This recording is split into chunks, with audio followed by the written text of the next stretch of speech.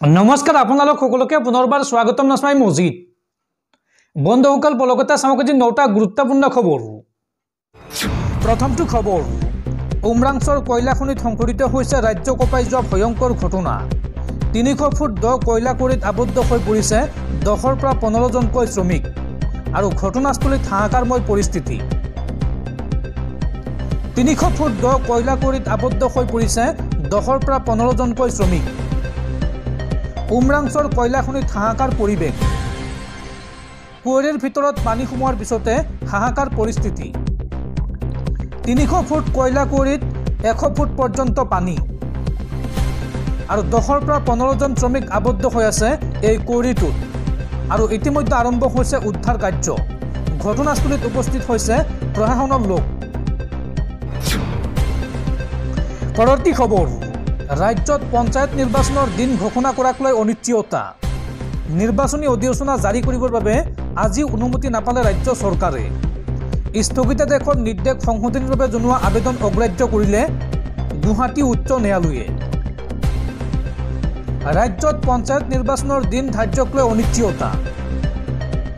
निर्वाचनी अधिसूचना জাৰিৰ বাবে আজি অনুমতি নাপালে राज्य सरकारे। স্থগিতাদেশৰ নিৰ্দেশ সংশোধনীৰ বাবে জনোৱা আবেদন গ্ৰাহ্য নকৰিলে গুৱাহাটী উচ্চ ন্যায়ালয়ে।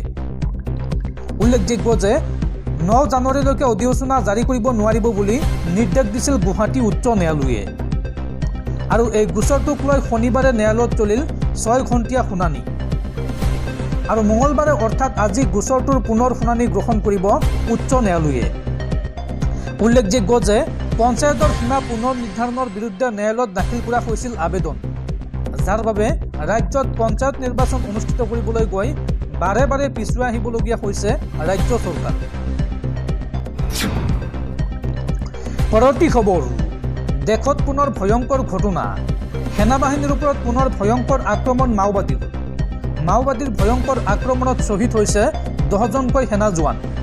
CRPFৰ কনভয়ক লক্ষ্য কৰি লৈছিল মাওবাদীয়ে। পুনৰ শ্বহীদ হল 10 জনকৈ সেনা জোৱান। ছত্তীশগড়ত মাওবাদীৰ ভয়ংকৰ আক্ৰমণ। মাওবাদীৰ ID বিস্ফোৰণত নিহত হৈছে এই জোৱান কেইজন। ছত্তীশগড়ৰ বিজাপুৰত মাওবাদীৰ ID বিস্ফোৰণ।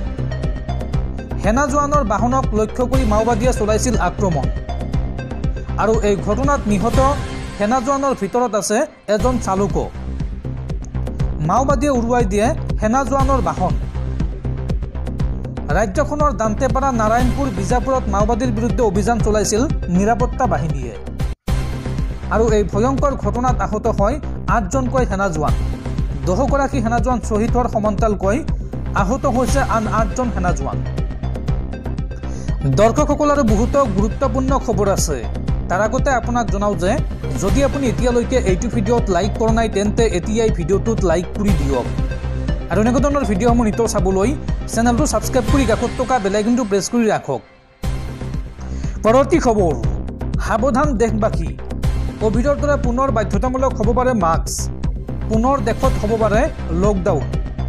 বিগত 24 ঘণ্টাত নতুন ভাইৰাছ HMPVত আক্ৰান্ত হৈছে দেশত 3 জন লোক। 3 জন ৰোগী ইতিমধ্যে চিনাক্ত কৰা হৈছে দেশত, যাৰ বাবে দেশত বৃদ্ধি পাইছে উদ্বিগ্নতা। কোভিডৰ পিছত এইবাৰ HMPV ভাইৰাছে বিশ্বত সৃষ্টি কৰিব পাৰে সন্ত্ৰাস। ভাৰতত বিগত 24 ঘণ্টাত HMPV ভাইৰাছত আক্ৰান্ত হৈছে 3 গৰাকী লোক। চীনত সংহাৰ চলোৱা ভয়াৱহ HMPV ভাইৰাছ এতিয়া ভাৰতত। পুনৰ বাধ্যতামূলক হ'ব পাৰে মাস্ক। দেশত পুনৰ হ'ব পাৰে লকডাউন। কৰ্ণাটকত 2টি শিশুৰ দেহত ধৰা পৰিছে HMPV ভাইৰাছ। লগতে গুজৰাটতো এটি কণমানিৰ দেহত ধৰা পৰিছে HMPV ভাইৰাছ। HMPV ভাইৰাছৰ বাবে শ্বাস প্ৰশ্বাসজনিত ৰোগত আক্ৰান্ত হ'ব পাৰে ৰোগী। সৰু ল'ৰা ছোৱালী আৰু বৃদ্ধ লোক সহজেই আক্ৰান্ত হয় এই ভাইৰাছত। এই ভাইৰাছত আক্ৰান্ত হোৱা লোকৰ নীলা হৈ পৰে ওঁঠ। নিউমোনিয়া ব্ৰংকাইটিছ ৰোগীৰ বাবে এই ভাইৰাছ হৈ পৰে ঘাতক। জ্বৰ, কাহ, নাক বন্ধ, খিংখিঙীয়া স্বভাৱ ইয়াৰ প্ৰাথমিক লক্ষণ। চীনত উৎপত্তি হোৱা HMPVয়ে সৃষ্টি কৰিছে বিশ্বজুৰি আতংক। HMPV ভাইৰাছক লৈ বিশ্বৰ কেইবাখনো দেশত ইতিমধ্যে জাৰি কৰা হৈছে এলাৰ্ট আৰু লগতে এই নতুন ভাইৰাছক লৈ দিল্লী আৰু মহাৰাষ্ট্ৰতো প্ৰশাসনে জাৰি কৰিছে গাইডলাইন। পৰৱৰ্তী খবৰ, উমৰাংছৰ কয়লা কুঁৱৰীত শ্ৰমিক আবদ্ধ হৈ থকাৰ পিছতে পোহৰলৈ আহিছে বিস্ফোৰক তথ্য। সম্পূৰ্ণ অবৈধভাৱে চলি আছিল উমৰাংছৰ 3 কিলোৰ কয়লা খনন। দেৱলাল গাওলাছাৰ সহায়স্বৰূপ পুনুজ নুনিছা নামৰ এজনৰ বিৰুদ্ধে অবৈধ খনন চলোৱাৰ অভিযোগ আৰু এই সন্দৰ্ভত প্ৰথমবাৰলৈ মুখ খুলিছে মুখ্যমন্ত্ৰী হিমন্ত বিশ্ব শৰ্মাই। এই ঘটনাক লৈ উদ্বিগ্ন মুখ্যমন্ত্ৰী হিমন্ত বিশ্ব শৰ্মা। উমৰাংছৰ কয়লা কুঁৱৰীত শ্ৰমিক আবদ্ধ হৈ থকাৰ পিছতে পোহৰলৈ আহিছে বিস্ফোৰক তথ্য। সম্পূৰ্ণ অবৈধভাৱে চলি আছিল উমৰাংছৰ 3 কিলোৰ কয়লা খনন। অবৈধভাৱে খনন চলি থকা কয়লা কুঁৱৰীত আবদ্ধ হৈছিল 10ৰ পৰা 15 জন শ্ৰমিক। অঘটন ঘটা কয়লা কুঁৱৰীত নাই খননৰ কোনো অনুমতি।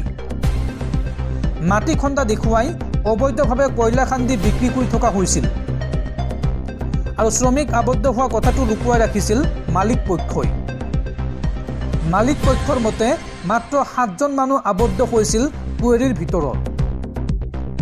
AMDCৰ কয়লাৰ খাতটোত অবৈধ খনন চলাই আছিল পুনুজ নুনিছা নামৰ এগৰাকী ব্যক্তিয়ে আৰু ডিমা হাছাও স্বায়ত্তশাসিত পৰিষদৰ মুখ্য কাৰ্যবাহী দেৱলাল গাওলাছাৰ সহায়ত পুনুজ। কয়লা খনিত শ্ৰমিক আবদ্ধ হৈ থকা ঘটনাক লৈ উদ্বিগ্ন মুখ্যমন্ত্ৰী হিমন্ত বিশ্ব শৰ্মা আৰু মুখ্যমন্ত্ৰীৰ নিৰ্দেশত ইতিমধ্যে ঘটনাস্থলীত উপস্থিত হৈছে DC SP আৰু মন্ত্ৰী কৌশিক ৰায়। চলি থকা উদ্ধাৰ অভিযানৰ বাবে সেনা বাহিনীৰ সহায় বিচাৰিছে মুখ্যমন্ত্ৰী হিমন্ত বিশ্ব শৰ্মাই। পৰৱৰ্তী খবৰ, যিকোনো মুহূৰ্তত গ্ৰেপ্তাৰ হ'ব পাৰে বাংলাদেশৰ প্ৰাক্তন প্ৰধানমন্ত্ৰী শ্বেখ হাছিনা। শ্বেখ হাছিনাৰ সন্মুখত এইবাৰ নতুন বিপদ। দ্বিতীয়বাৰলৈ গ্ৰেপ্তাৰী পৰোৱানা জাৰি কৰা হৈছে শ্বেখ হাছিনাৰ বিৰুদ্ধে আৰু 12 ফেব্ৰুৱাৰীত আদালতত হাজিৰ হ'বলৈ নিৰ্দেশ দিছে বাংলাদেশৰ আদালতে। যিকোনো মুহূৰ্ততে গ্ৰেপ্তাৰ হ'ব পাৰে বাংলাদেশৰ প্ৰাক্তন প্ৰধানমন্ত্ৰী শ্বেখ হাছিনা। বাংলাদেশৰ প্ৰাক্তন প্ৰধানমন্ত্ৰী শ্বেখ হাছিনাৰ সন্মুখত নতুন বিপদ। দ্বিতীয়বাৰৰ বাবে শ্বেখ হাছিনাৰ বিৰুদ্ধে জাৰি কৰা হৈছে গ্ৰেপ্তাৰী পৰোৱানা। শ্বেখ হাছিনাৰ বিৰুদ্ধে বলপূৰ্বক নিৰুদ্দেশ আৰু প্ৰাণ লোৱাৰ গোচৰ এইবাৰ জাপি দিয়া হৈছে। বাংলাদেশৰ আন্তঃৰাষ্ট্ৰীয় অপৰাধ ন্যায়াধিকৰণে জাৰি কৰিছে গ্ৰেপ্তাৰী পৰোৱানা। শ্বেখ হাছিনাসহ অভিযুক্তসকলক গ্ৰেপ্তাৰ কৰি আদালতত হাজিৰ কৰাৰ নিৰ্দেশ ন্যায়াধিকৰণৰ। 12 ফেব্ৰুৱাৰীত আদালতত হাজিৰ হোৱাৰ নিৰ্দেশ ন্যায়াধিকৰণৰ। উল্লেখযোগ্য যে শ্বেখ হাছিনাসহ 11 জনৰ বিৰুদ্ধে ন্যায়াধিকৰণে জাৰি কৰিছে গ্ৰেপ্তাৰী পৰোৱানা আৰু সেয়েহে যিকোনো মুহূৰ্তত গ্ৰেপ্তাৰ হোৱাৰ সম্ভাৱনা আছে বাংলাদেশৰ প্ৰাক্তন প্ৰধানমন্ত্ৰী শ্বেখ হাছিনা। উল্লেখযোগ্য যে বৰ্তমান বাংলাদেশৰ পৰা পলাই আহি ভাৰতত আশ্ৰয় লৈ আছে শ্বেখ হাছিনা। পৰৱৰ্তী খবৰ, নিষিদ্ধ মাংস সৰবৰাহৰ আঁৰত কোন? নিষিদ্ধ মাংস সৰবৰাহ কৰি এইবাৰ গ্ৰেপ্তাৰ হ'ল 7জনকৈ হিন্দু যুৱক আৰু তাৰ পিছতে দেশজুৰি পুনৰ বিতৰ্কৰ সৃষ্টি। নিষিদ্ধ মাংস সৰবৰাহ কৰি গ্ৰেপ্তাৰ হ'ল 7জনকৈ হিন্দু যুৱক। তেওঁলোক হৈছে ক্ৰমে ৰাজুৰাম, গংগাৰাম, মহৰ সিং, বীৰভান, বীৰ সিঙক গ্ৰেপ্তাৰ আৰক্ষীৰ। গোমাংস সৰবৰাহৰ অভিযোগত গ্ৰেপ্তাৰ কৰা হৈছে এই যুৱক কেইজনক। যুৱক কেইজনৰ পৰা উদ্ধাৰ কৰা হৈছে 37টাকৈ গোধন। উত্তৰ প্ৰদেশৰ মেনপুৰীত সংঘটিত হৈছে এই ঘটনা। উল্লেখযোগ্য যে দীৰ্ঘদিনৰ পৰা এই অপকৰ্ম কৰি আহিছিল এই 7জনকৈ যুৱকে আৰু অৱশেষত আৰক্ষীৰ জালত পৰিল এই 7জনকৈ হিন্দু যুৱক। পৰৱৰ্তী খবৰ, পুনৰ ভাৰতীয় দলত স্থান লাভ অসম কন্যা উমা চেত্ৰীৰ। আয়াৰলেণ্ডৰ বিৰুদ্ধে এদিনীয়া শৃংখলাত স্থান লাভ উমা চেত্ৰীৰ। 10 জানুৱাৰীৰ পৰা আৰম্ভ হ'ব এই দ্বিপাক্ষিক শৃংখলা। 10, 12 আৰু 15 জানুৱাৰীত ৰাজকোটত খেলিব 3খন মেচ। পৰৱৰ্তী খবৰ, ৰাজনীতিবিদ প্ৰশান্ত কিশোৰক গ্ৰেপ্তাৰৰ পিছতে কাৰাগাৰলৈ নিক্ষেপ।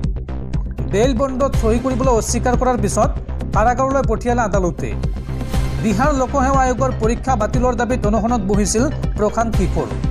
প্ৰশ্নকাকত ফাদিল হোৱাৰ অভিযোগ তুলি অনশন কৰিছিল জনসুৰজ দলৰ নেতাজনে আৰু সেই সময়তে গ্ৰেপ্তাৰ কৰিছিল আৰক্ষীয়ে। পৰৱৰ্তী খবৰ, মধ্যপ্ৰাচ্যৰ যুদ্ধক লৈ ডাঙৰ খবৰ ইয়েমেনক আক্ৰমণ কৰি এইবাৰ বিপদত পৰিছে ইজৰাইল ধাৰাবাহিকভাৱে ইজৰাইলৰ ভূমিত 5বাৰকৈ আক্ৰমণ চলোৱা হৈছে বিফল হৈ পৰিছে ইজৰাইলৰ এয়াৰ ডিফেন্স সিস্টেম আৰু তাৰ পিছতে জাৰি কৰা হৈছে এলাৰ্ট ইয়েমেনক আক্ৰমণ কৰি এইবাৰ বিপদত ইজৰাইল ধাৰাবাহিকভাৱে ইজৰাইলৰ ভূমিত 5বাৰকৈ আক্ৰমণ প্ৰথমে ইজৰাইলৰ 3টাকৈ বিমানবন্দৰত আক্ৰমণ ইজৰাইলৰ হাইফা চহৰত মিছাইলেৰে আক্ৰমণ হুথি বিদ্ৰোহীৰ বিফল হৈ পৰিছে ইজৰাইলৰ এয়াৰ ডিফেন্স সিস্টেম আৰু আক্ৰমণৰ পিছতে জাৰি কৰা হৈছে এলাৰ্ট কেইবাজনো ইজৰাইলী সেনা আৰু নাগৰিকৰ লগত সংঘটিত হৈছে ভয়ংকৰ ঘটনা